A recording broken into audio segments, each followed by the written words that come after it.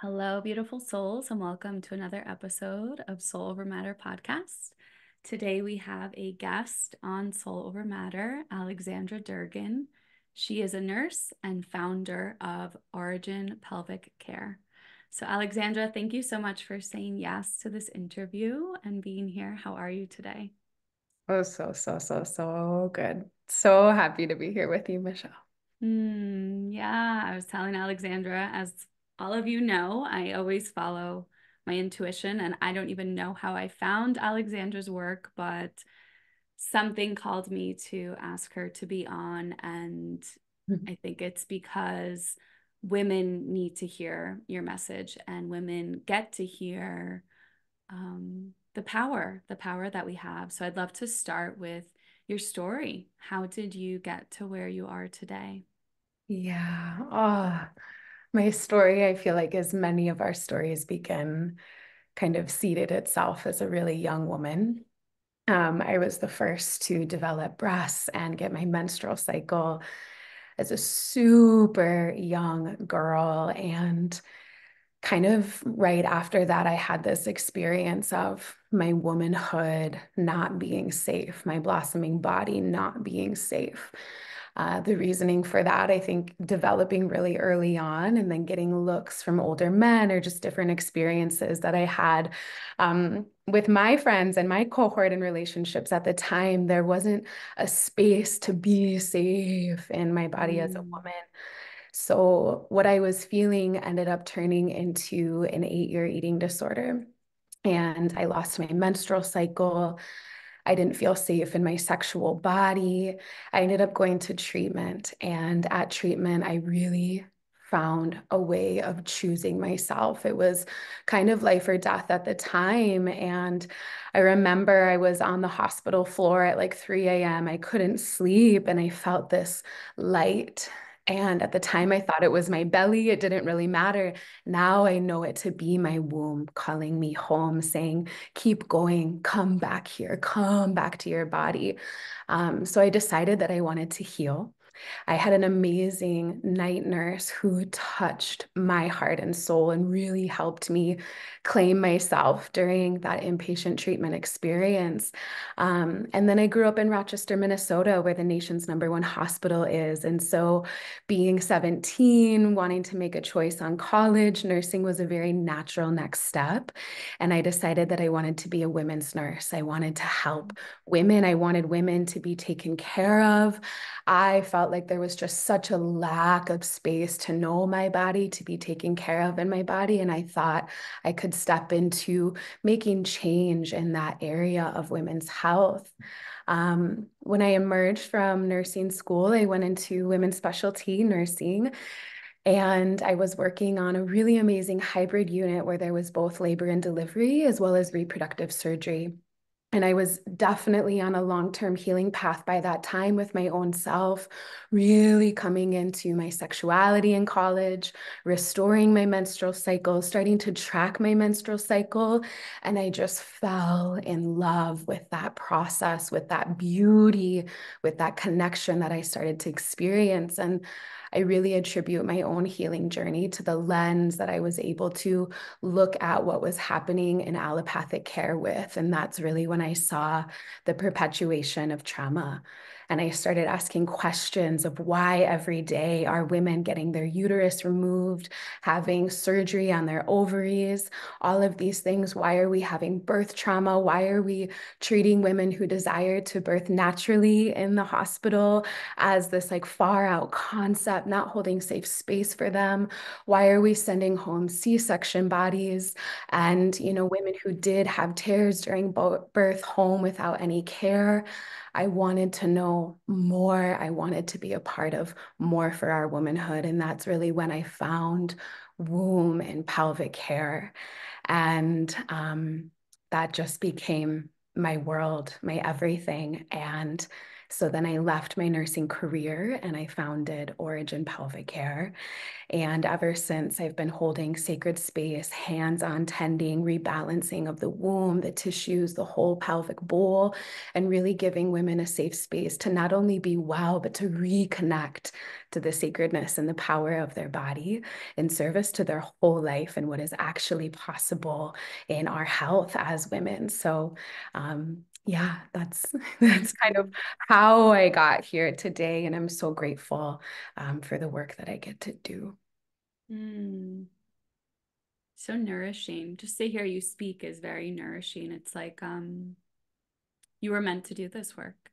You Mm. know, you were meant to really help women come back into their bodies, come back into their womb. And I find a lot of us, whatever work we're called to do, it's like we have to be like in the trenches, right? Like we have to we get to experience that other side so that we can then embody it. Oh, well, I feel like that's embodiment, right? And then like teaching on it. So you said you were a teenager when you were moving through that eating disorder.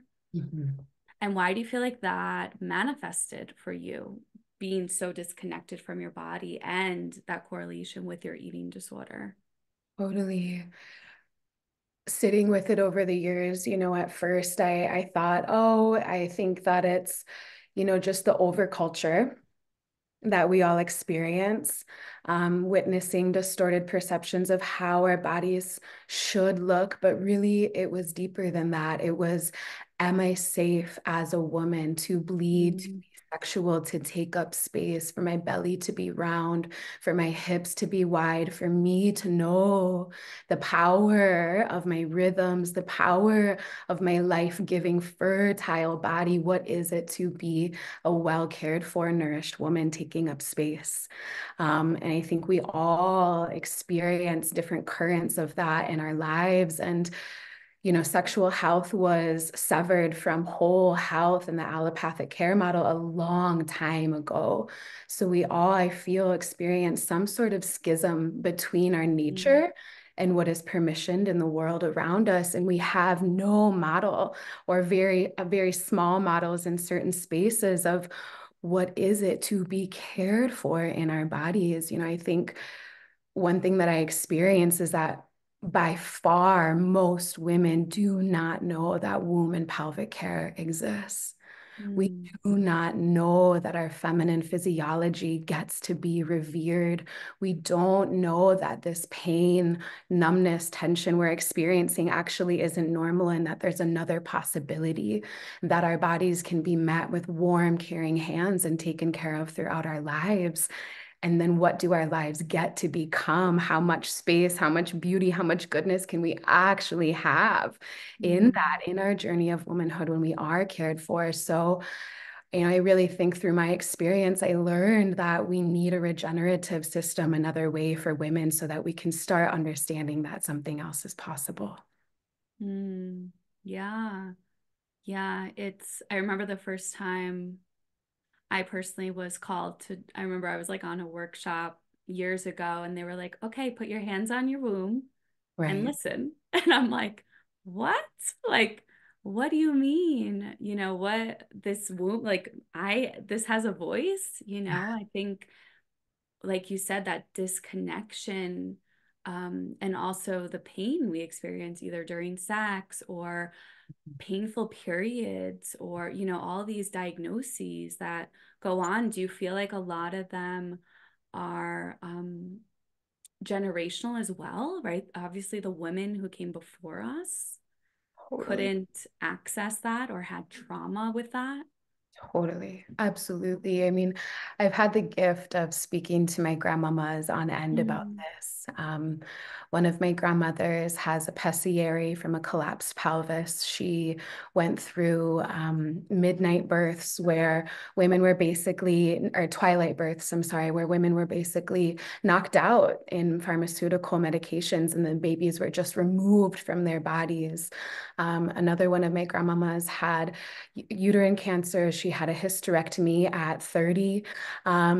And another one of my grandmas just has no relationship to her sexuality being that it was sin. You know, the church very much influenced her perception of how she could experience her body, that it was for the husband. You know, we have all of these wounded stories, again, that don't allow us to dip our toes beyond what was before. What was it in the matriarchal times when our bleed was revered, when the way that we conceived was revered, when we knew, when it was written into the understanding and consciousness of communities and people and tribes that the body of woman is sacred, that our sexuality is the life-giving force of, you know, all creation. And so we're really ancestrally and generationally repairing that right now.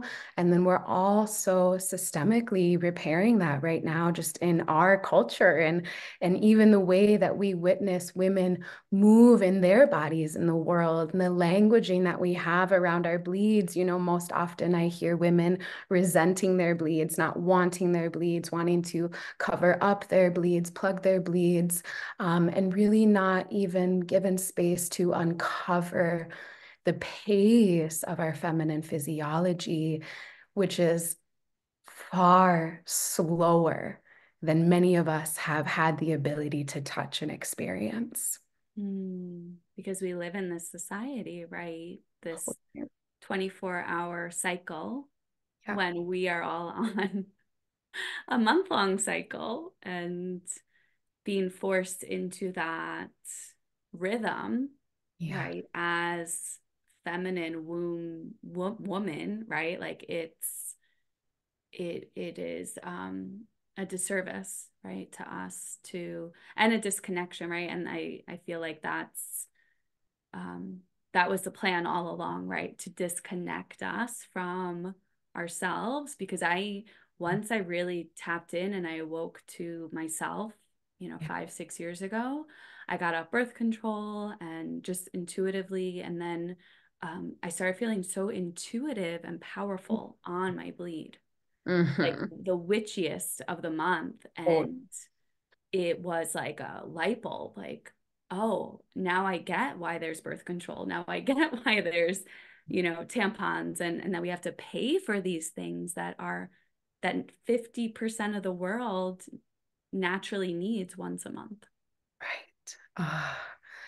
And I think even just orienting to the word control, Mm-hmm.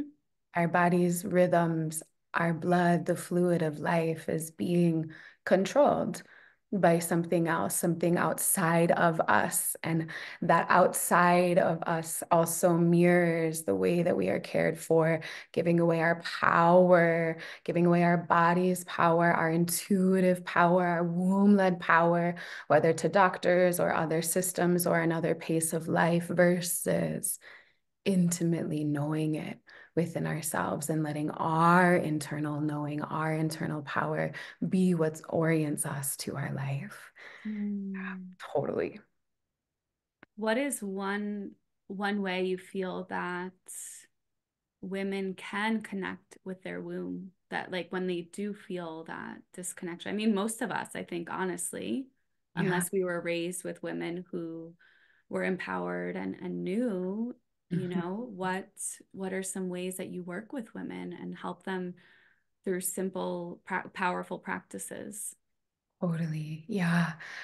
I feel like what you shared earlier about, oh, I can listen to my womb, like being in that first space, having Mm, that first seed of remembrance of my womb, which just to, like, I always say this, our womb is our uterus, and then so much more.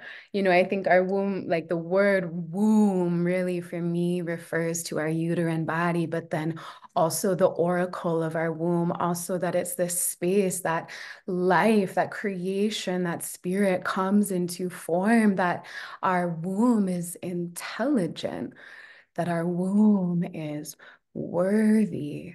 The first awareness, seeding it back into our consciousness as women, our presencing to our bodies as women, that this part of me matters greatly, mm, that I greatly deserve to sense and feel my body, to experience myself as a woman and to be cared for in my center, in my body as a woman. So I feel like our awareness and our first moments of orientation is really the most powerful.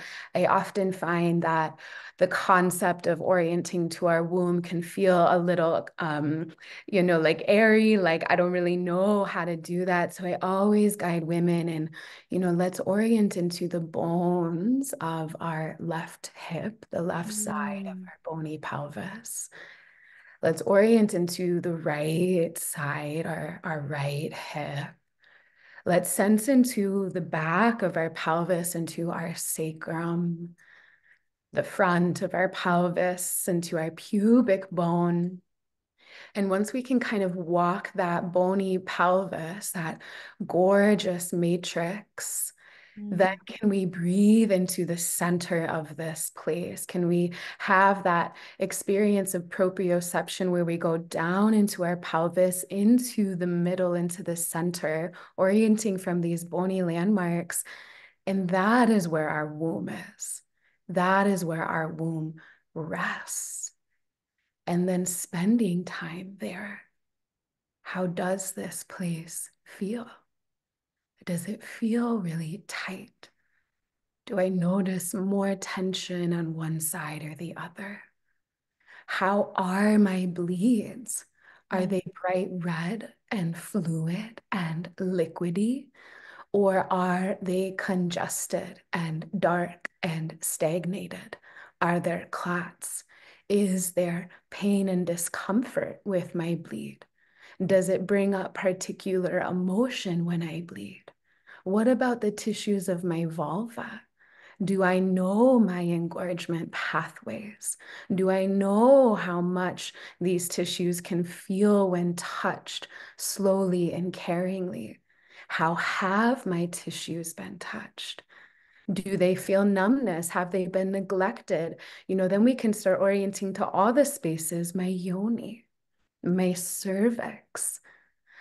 When I even teach just like very simple menstrual tracking, feeling our cervixes, how many of us have actually felt our cervix? Is my cervix straight back and in center?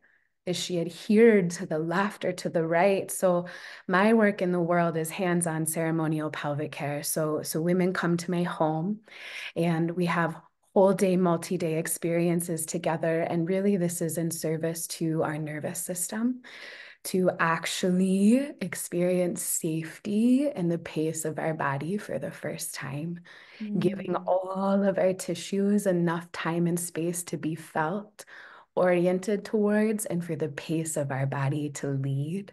We always ask for consent. So building back authority and autonomy and sovereignty in my body of yes, it's a yes to receive touch here, or no, it's a no, or this emotion's coming up, just giving all of the space for all of these layers so that we're not just being cared for physically, but also deeply emotionally and energetically and spiritually. Um, and from there, we journey through the whole pelvis, through bringing our womb back into center. And are we aware as women that uterine physical imbalance, meaning the womb tilted backwards or forwards or to the left or to the right, is going to impact our fertility, our menstrual cycles, our ability to conceive, the way that we carry life in birth, our birthing outcomes? We need on all levels the wholeness of our pelvis to be deeply balanced. It's our essential birthright. There are muscles that need care. There are ligaments that need care. There's fascia that needs care. There's just the wholeness of ourselves as women that needs care there. And again, it impacts our whole health. And so while my practice is hands-on in that deep tending, there's so much that we can do as women in our own time and space by simply tuning in and starting to sense the current nature and expression of our womb and whole pelvic bowl, noticing again, does it feel vital? Do I feel safe and connected? Or are these other things that I'm coming into awareness of? Mm. Just want to say it's raining here and it picked up Mm. so much as you were talking. It's just so Oh, magical. It never rains in Vegas. I oh. shared that with Alexandra before we started recording. It's just absolutely yummy and such a what's coming to me is the ability for us to receive. Mhm. Yes. Like I work with women, I feel like there is such a disconnect of our ability, Mhm. our permission. Like it's almost like we have to ask permission to Totally. receive help, receive in the grander scheme. Do you notice that with a lot of your clients? Yes, totally. It's one awareness that something more is possible and that we're Mm, deserving of it. And then the next thing is that I'm worthy of this. Yes, I'm worthy of receiving. In my work, kind of whole day, multi-day ceremonial pelvic care, it's like, have I ever received for 2 whole days or 3 whole days? And I'm so aware of the magnitude of what happens when women say yes to that and to how much healing takes place in that alone. I mean, even can I receive presence, my own mm, presence in my body? mm. Yeah, Well, that connects to self-pleasure, right? totally. Like I grew up Catholic, so I grew up thinking, self-pleasure was wrong, premarital sex was wrong, like all of these ideologies and the shame and the guilt and I think and you could speak to this as well, like a lot of women don't even know how to self-pleasure because it's also like that men's gaze, like Totally. what am I doing for my partner? What am I doing? How am I performing instead of Totally. like performing for ourselves first? Mhm.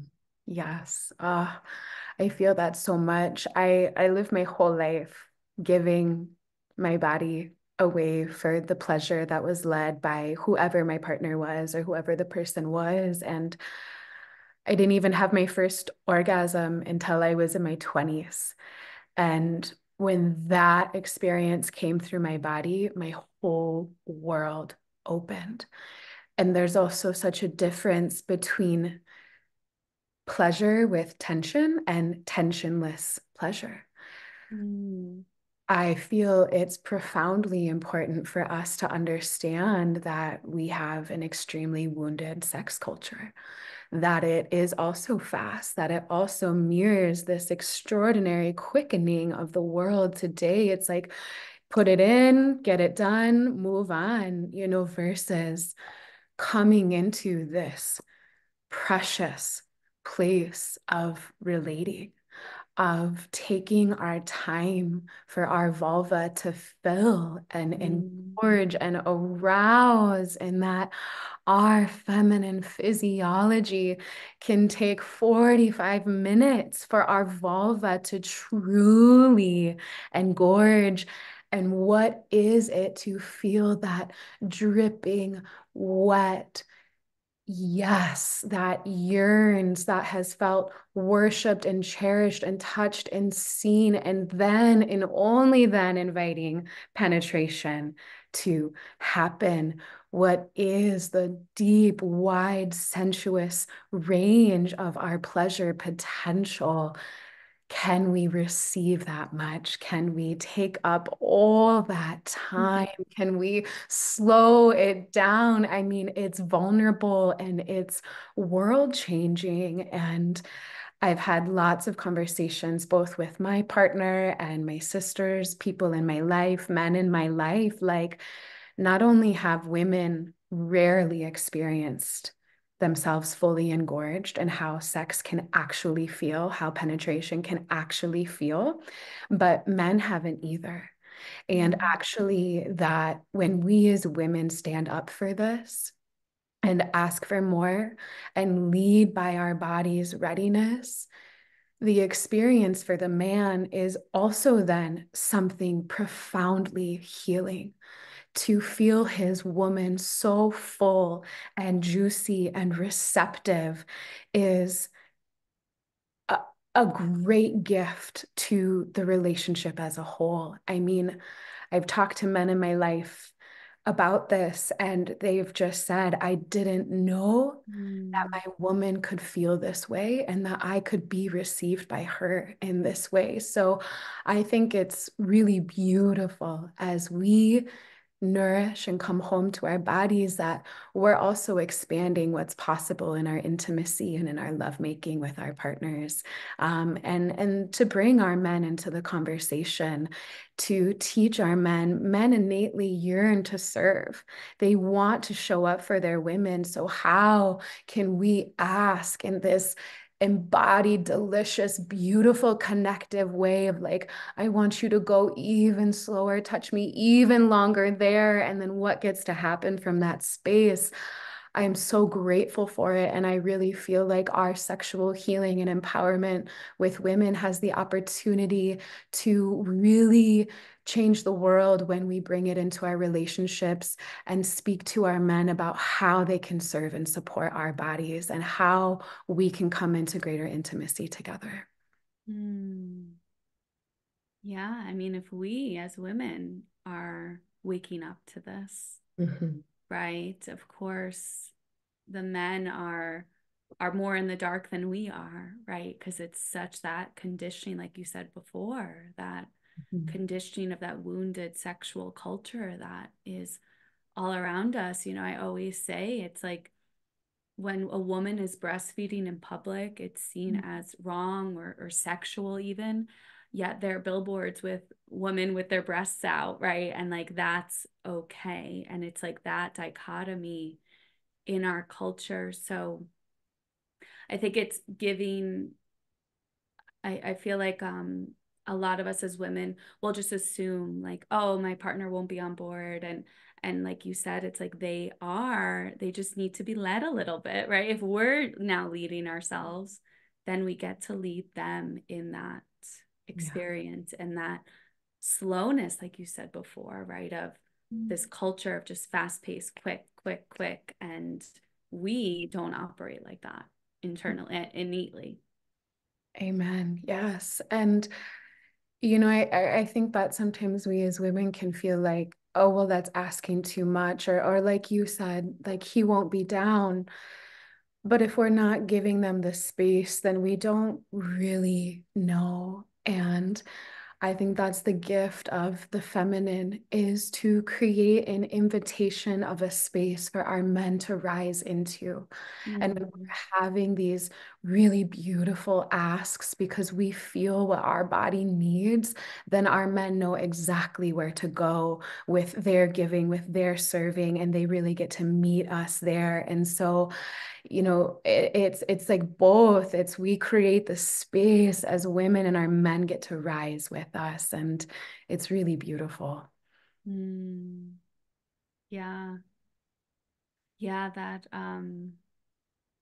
energy, like you said, many men haven't even felt the fullness of a sexual experience, like a full, slow, a woman, what is it? Like we are seen as the slow cookers, right? Like I we love need that that. time to really reach that peak and I forgot what the man is. It's like a hot pocket or something. Just like throw it in the microwave, like they're ready. But um, yeah, it's that I don't want to say push pull, but like yeah, that masculine, feminine, right? We Yeah. create that space, that we hold that space, and for them to literally, physically fill that space, right? Yeah. Like that's our womb. That's yeah. I always see the womb as like this like cosmic cave almost. Like that's how Mhm. I see, and like I'll check in, and my womb has changed so much over the last few years as well, and it's like it's not stagnant. I had this like old idea of like, oh, that's my womb and like that's how she'll always be. And it's like, no, why would I think that? She's always shifting, just like I'm always shifting in every phase of my life. So there was a question someone had in my community of how to strengthen your pelvic floor. How do you feel about Mm. that? Woo, I love this question. It's not about strength. Mm, It is not about strength. The pelvic PT world, which was invented by a man and is fast 45-minute at most sessions where a finger is lubed up and pushed inside the yoni, bypassing the introitus, bypassing our yes, bypassing our capacity to know our body's readiness, pressing on muscles that have not been yet imbued with blood. Like, we need to be aware that I personally don't believe that that's care and not truly in service to ourselves as women. Um, Most of us are walking around, and I say this having worked hands-on with thousands of women as well, with hypertonic musculature, meaning that we are actually far more contracted and frozen in our pelvic bowls than anything else. What we really need to do is soften, is to rebalance, is to finally let go and feel safe in that letting mm, go, that the fibers of our muscles, the terrain of our fascia is more than likely bound and stuck. And so I give the metaphor of a tight fist. And if we're already clenched like this, then we've lost our range of motion. A tight fist can only tighten, a morsel more. Now, our pelvic bowl, really our pelvic diaphragm, is meant to be this dynamic, dancing place. When we inhale, the fibers of our muscles want to extend and lengthen with breath. When we exhale, they want to rise back and come back again. And we're meant to be like that in breath, lengthening and widening, that exhale, coming back. And so we really, more than anything, need to unwind, unfurl, mm, release, and experience again dynamic, mobile, fluid muscles, tissues, fascias, ligament structures in our pelvic bowl. That this is not about strengthening. This is about coming home to the innate expression of our physiology, which is a fluid, mobile state. And that concept of strengthening and tightening is a patriarchal wound that we are all carrying. mm, Um, and to be supported in our pelvis and to feel that support, that function, whether it's bladder function, sexual function, so many things. Again, we need our tissues and muscles to be dynamic, to not be tight, over strengthened, or in holding hypertonic patterns. So I would just offer to allow the concept of strengthening, the idea of strengthening, to be let go a little bit, and to notice, how much does my pelvic bowl really breathe with me? How fluid mm, and full and juicy are my tissues? And I would orient to that first, which also kind of orients me to what we were talking about sexually, this idea of a tight pussy, this idea of a tight vaginal canal. No, no, no. That's not actually the way. What happens is when we fill and engorge in our erectile networks of vulva and yoni, that our internal vaginal canal becomes like this exquisite lotus. She is so full and mm, so juicy. And that is where we have, I'm giving air quotes for anyone not watching, but quote, tightness, right? That's when the pussy comes alive. That's when our vaginal canal really comes alive, is that fullness. So, mm. yeah. Beautiful.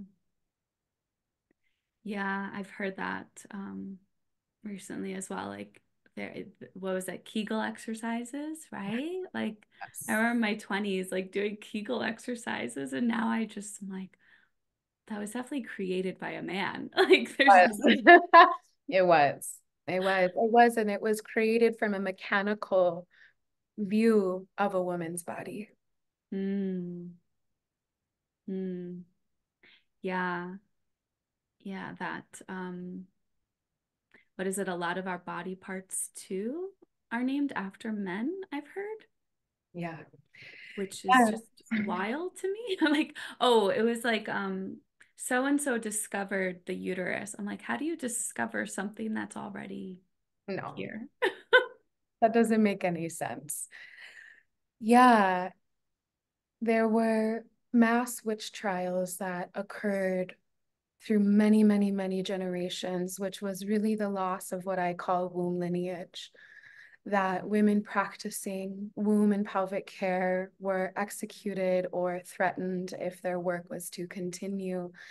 Upon this loss was the founding of modern gynecology. And the founder of modern gynecology is a man named James Sims. And without any wisdom of the womb, or what I would even reflect on, reverence for the female body, he began to practice scientific experimental procedures on the bodies of slave women without anesthesia because he did not believe in their pain. That is where gynecologic practices come from. That is what we are interfacing with today. And that is why I so deeply believe in a resurrection of women pelvic care, because we lost what once was, and we so greatly deserve to know and experience it again. Mm. Yeah, it goes so deep. It's so visceral. It's so visceral. And, even what you shared before about birth, birth trauma, like, Really. and what is done to women without their consent, right? And I think that's why I needed you on the podcast as well. It's like the the power our womb has, the power each of us have is so personal as well, right? And it's when we know ourselves, that's when we ask the questions. Like you said, you started asking questions, right? You started um, trying to understand where these practices came from, and just like that autonomy within ourselves, that sovereignty, right? Hello, look at the last 4 years, right? That sovereignty, that autonomy, um, without in the past, just assuming like, okay, this doctor knows better than me, or like I had gynecological exams in my 20s, and I would question, and they would get upset. Even females, they would get upset and would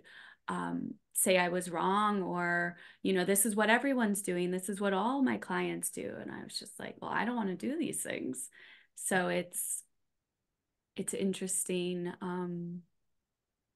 where that it all connects, right? When we're connected with our womb, we're connected with ourselves.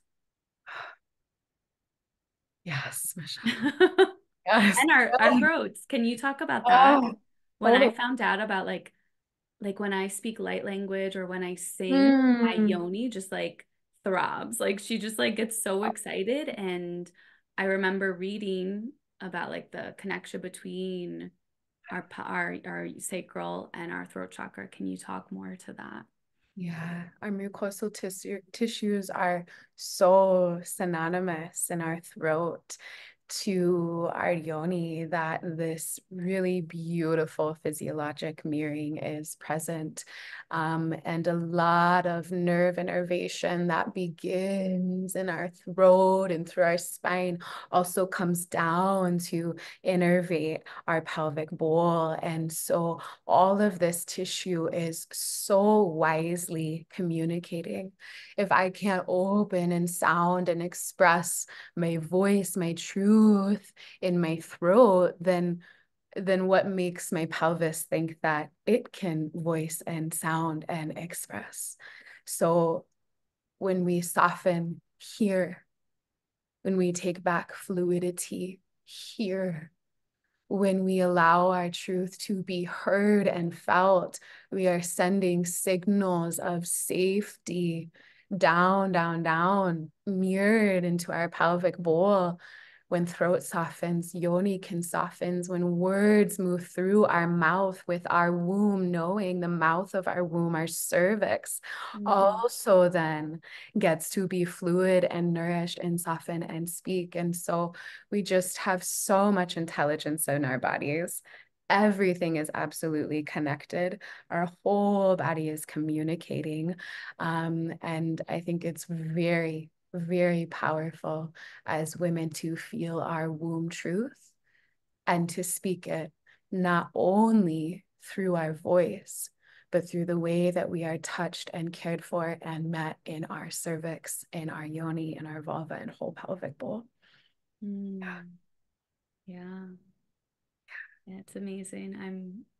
I went to school for speech therapy, speech pathology. Oh, And wow. I remember the first time I saw the voice box on the big, the big screen in lecture, and Mm. I was like, that looks like it's like a vagina. Like Are we all thinking vagina? I'm like, this is wild. And Yes. it's yeah, it's all connected, right? It's all everything supports everything. And do you notice that with your clients, right? If like they're having womb, yoni, pelvic pain, there are other areas in their life that are being affected.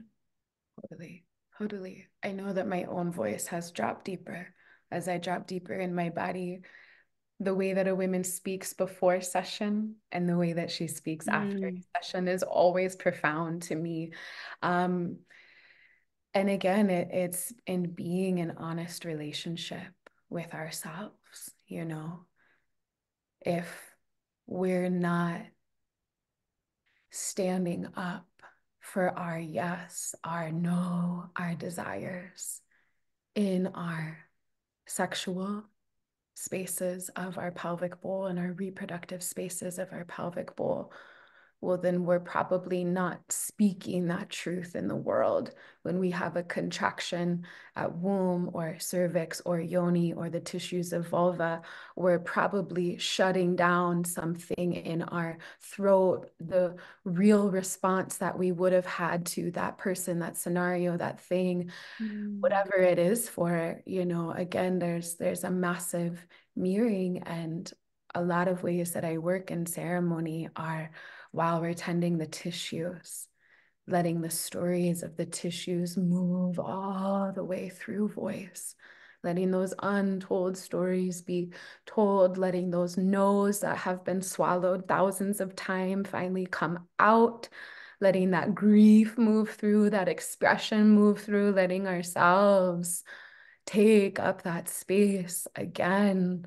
Sounding from and with our tissues is extraordinarily healing and important. And yeah, I think that aspect can't be emphasized enough.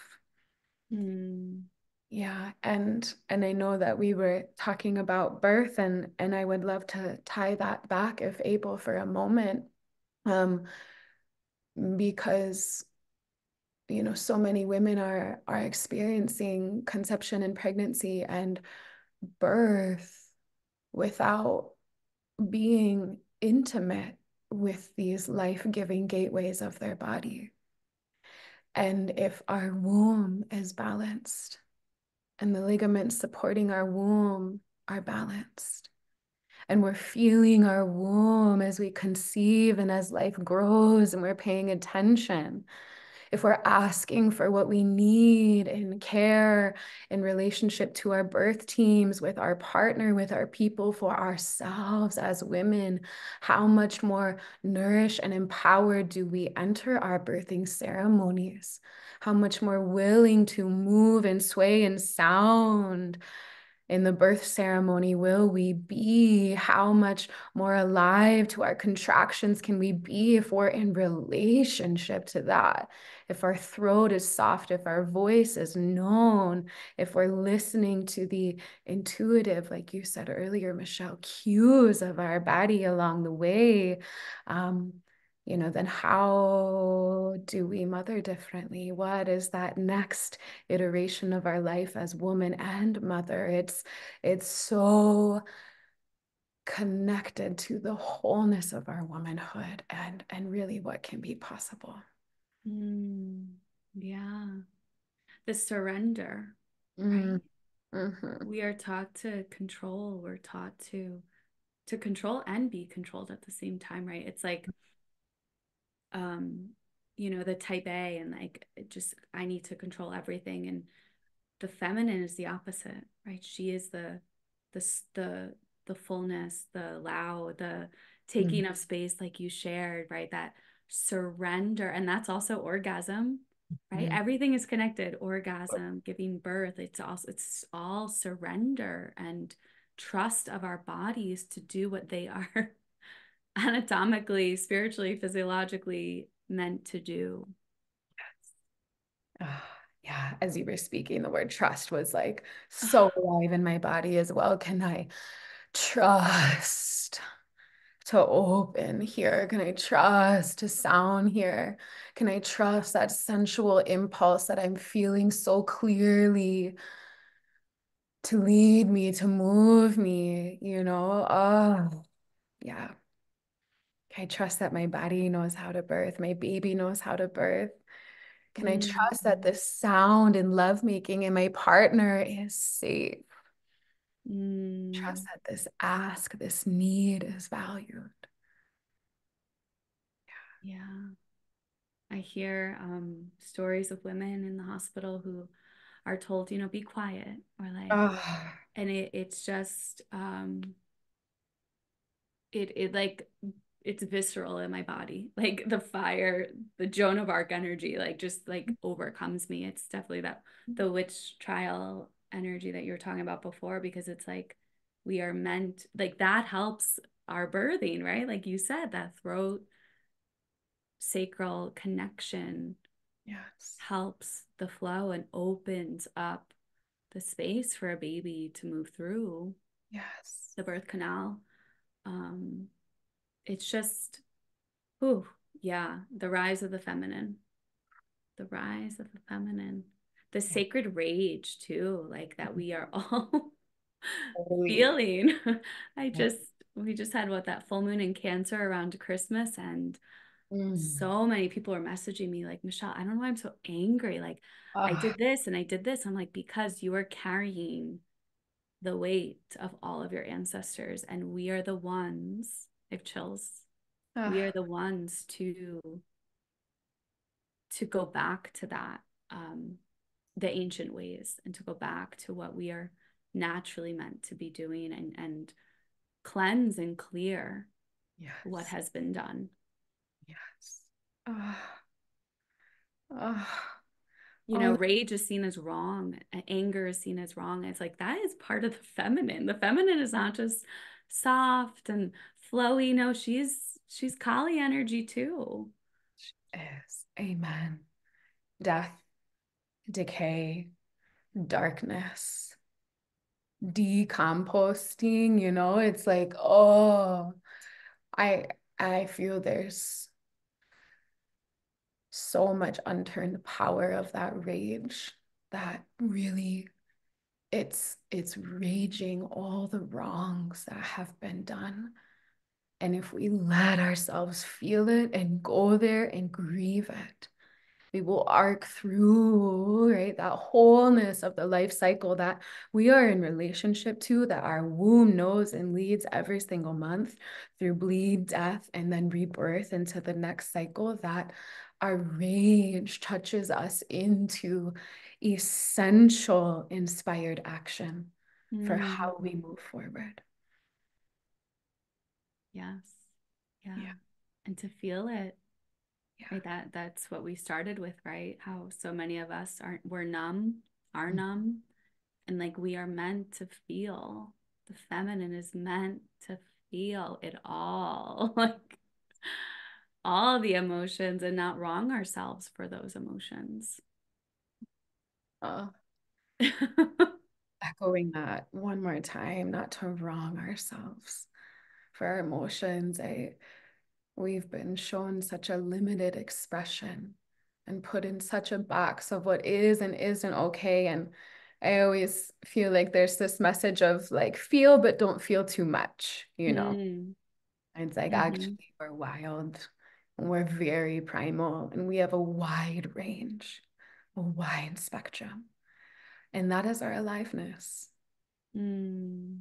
Yeah, I've battled with that myself of I am a feeler in this lifetime, Mm. and whenever I work with a woman who's like, I'm afraid to go there. And it's like, well, if we desire ecstasy and Mm. bliss and like awe and the deepest happiness and pleasure, how can we not feel the grief and the sadness and the anger and the rage? Like there has to be that full spectrum, like you said, that aliveness. We literally came here to feel. That's my truth. Like we Totally. came to planet Earth to feel our emotions. Totally. I agree so much. And one of the things that I've really been working with is this relationship to mother body Mm, and moving through these rites of passage as women. And I find that it's our maiden selves, the parts of us that are really like stuck in maidenhood and who haven't been brought through that rite of passage to womanhood through mother body with our own mother bodies. That maiden, like, she doesn't know, right? Maiden's like premenstrual, technically, like if we were really being stewarded through the rites of passage of our lives. Maiden's premenstrual. She doesn't know that we can descend into the dark caverns of our anger, of our grief, of our raw feeling selves, of that Kali energy, of that Anana energy, however it is. She doesn't know that after death comes life again. But mother body knows, bleeding womb knows. She's like, this is my rhythm. I will go there and I will rise.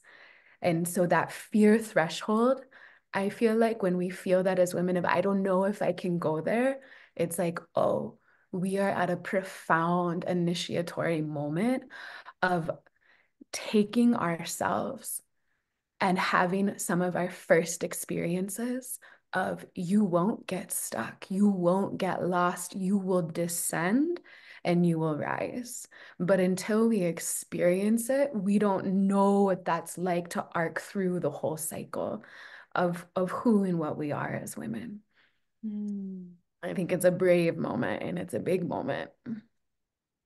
yeah. Yeah, the trust, like we shared before, right? Yeah. I mean, we bleed every month. Every month we bleed and we are alive. We don't, it's just yeah, that reverence. Like I went to an all girls Catholic high school, Yeah. and I would still, like, I was thinking about this on a previous interview, we would still hide our tampons up our sleeves in all girls school. And it's like to hide, that bleed. I remember the first time I painted my face with my blood, and I felt like this like warrior, like this primal energy came out of nowhere, Alexandra. And I was like, whoa, like this is what the patriarchy is afraid of. Totally, totally. Oh, and having that moment with ourselves as women. These are the rituals that create such profound ripples of healing and repair. Ah, Yeah, the wind just blew really loudly. I'm mm. so connected to nature. It's like she's always speaking. She's always speaking. Yeah, that rite of passage and that connection and um yeah, deconstructing, like you said before, deconstructing what has been constructed upon us Mm. in this lifetime and through our feminine ancestors. And yeah, it's deep. I think it's the deepest work because my truth is that as a woman, when you receive, when you fill your own cup, it changes the world around you. It Amen. changes your relationships, it changes your relationship with yourself, right? And it's when we forget that and we pour into everyone else, and I'm sure many women listening, we had mothers who poured into everyone else instead of pouring into themselves first. And that's, you know, that's where the resentment and the shame and the anger comes from as well. But yeah, it's that I've reconstructed the word selfish in my personal life. It's like I get to do this selfish work because it helps everyone around me. Totally. Oh, how in service it is. Yeah. As you're speaking, I was really feeling just like the medicine of being in community as women. Like if some of these places feel new or scary or uncertain, it's like, well, we also weren't meant to do it alone. Yes.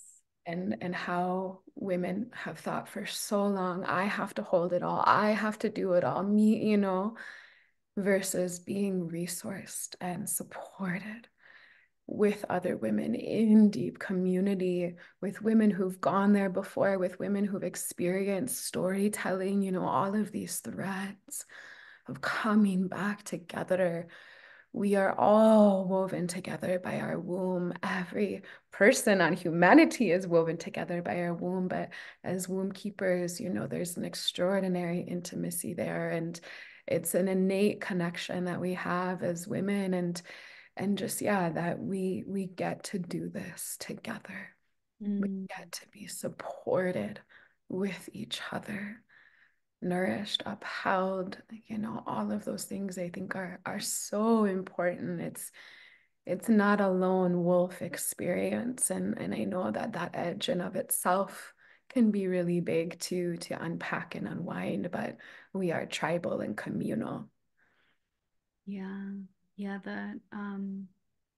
you know, the last few years as well, it's like that isolation. And I am not a mother yet, but I know a lot of mothers and they feel isolated. They feel like they're doing it all by themselves. And yeah, I believe we're meant to be around crones as well, right? Women who are older and have those stories and have that knowledge and have those experiences. And I truly believe it's coming back. It's that tribal community. It is coming back because it has to. It honestly has to. Yes. And Yeah. women like you know, at the front lines doing this work, it's so magical. Oh my gosh, Alexandra, we could talk all day about this. There was so much depth and juice and wisdom, and I felt like all of our ancestors here with us, and it's just powerful. It's so powerful. Thank you for sharing and for following, you know, your heart and your womb to this work. It's so needed. Um, yeah, where can people find you? Where can people work with you? You can find me on Instagram at Origin Pelvic Care. I have an online membership called the Well Watered Woman membership. It's a really beautiful space. And you can also come see me in Boulder, Colorado for a whole day, multi-day Origin Pelvic Care ceremony. Amazing. Thank Yes. you so much. Oh, thank you, So Michelle. nourishing. I felt like, oh, I'm gonna like preface this episode like grab a tea, do a Oh, yoni steam before listening. Like yes, yes. Oh, so thank beautiful. you. Mm.